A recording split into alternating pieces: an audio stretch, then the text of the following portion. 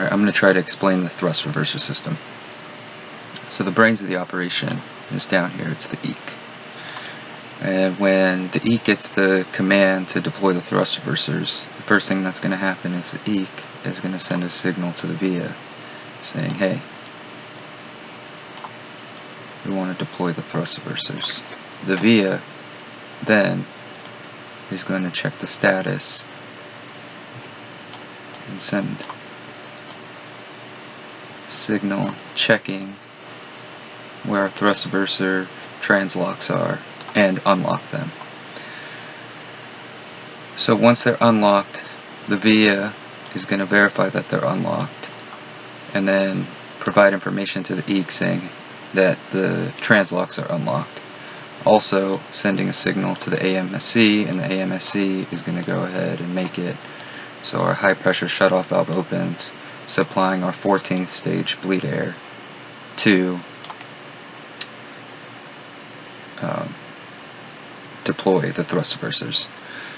So once that is all done, the EEC will then come into play by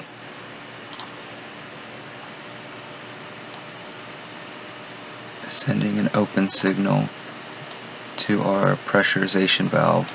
Pressurization valve is pneumatically actuated, solenoid control, and spring-loaded closed. So once the pressurization valve gets the signal, the pneumatically operated side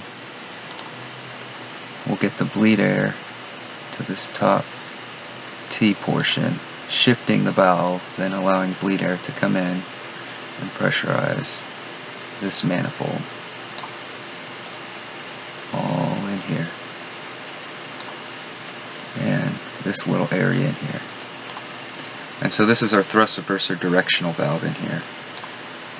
Once this portion of the manifold is pressurized, this switch makes contact, which sends a signal to the EEC saying, hey, I have pressure here. And because we're going to be in a deploy state, at that point it will allow this valve to open, pressurizing the deploy side of the thrust reverser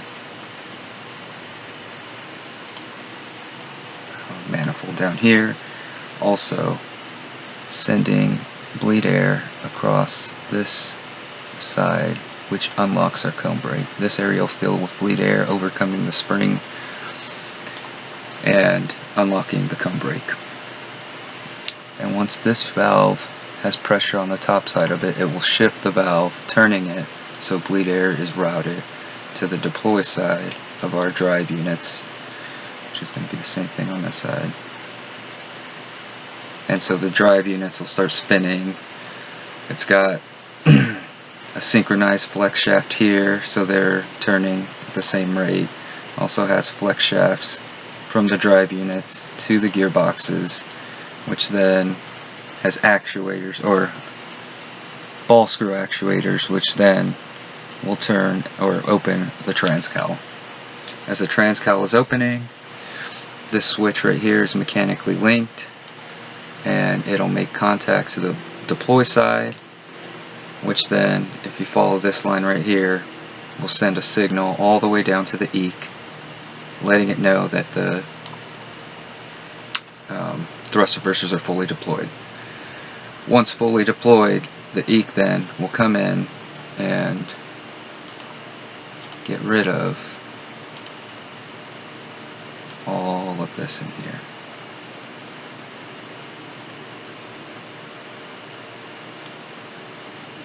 Mainly taking this power signal away from this pressurization valve, which then cuts the bleed air off from coming down and pressurizing this manifold. So that will actually stay in the deploy side until it gets a command to stow. So stowing is a lot like deploying, with a slight difference. So it gets the stow command, the VIA comes in, unlocks our translocks, lets the EEC know that the translocks are unlocked. Then the EEC will once again send a signal to our pressurization valve, opening it up, allowing our 14 stage bleed air to make its way across through here, down, pressurizing the same manifold. And the biggest difference here is going to be this manifold is pressurized, the switch makes contact, lets the EEC know that, hey, I have pressure here, what do you want to do? But because we're going to the stow side, this time the EEC is not going to open the directional valve. It's going to keep it closed. So we're not going to have any bleed air in this smaller manifold or the stow side of it. Or I'm sorry, the deploy side of it. So bleed air is going to make its way through here, coming up here, turning our drive unit, and closing our transcal. Once the transcal is closed, then this switch changes over, makes contact with the stow side. Follow this line all the way, lets the EEC know, hey, I'm closed. And once the transcal is fully closed, the EEC will then, once again, take away all this bleed air by taking away the signal to the directional valve right here.